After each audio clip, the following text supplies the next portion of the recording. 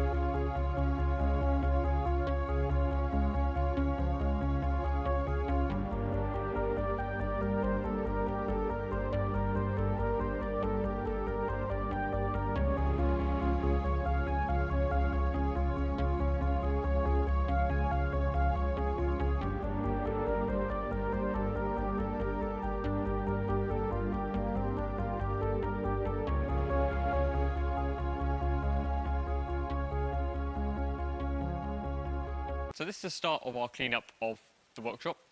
It clearly isn't finished because I've still got probably 50% of the panels to sort out, as well as a bunch of exhausts and God knows what else that's floating around.